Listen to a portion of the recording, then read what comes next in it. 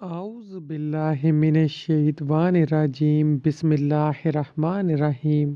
حضرت محمد صلی اللہ علیہ وآلہ وسلم نے ارشاد فرمایا، جو مسلمان بھی فرض نماز کا وقت آنے کے بعد اس کے لیے اچھی طرح وضو کرے، خشوع پیدا کرے اور آداب کے ساتھ رکوع کرے تو اس کا یہ عمل اس کے تمام پچھلے گناہوں کا کفارہ بن جاتا ہے، جب تک کہ اس نے کسی گناہ کبیرہ کا ارتکاب نہ کیا ہو، اور گناہوں کی تلافی کا یہ عمل ساری عمر جاری رہتا ہے۔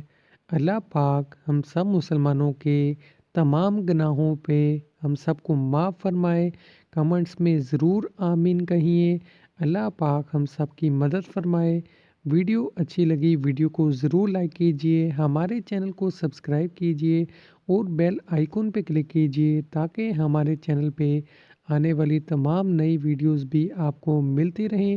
اللہ پاک ہم سب مسلمانوں کی مدد فرمائے، ہم سب کی پریشانیوں کو ختم فرمائے۔ آمین۔ خدا حافظ۔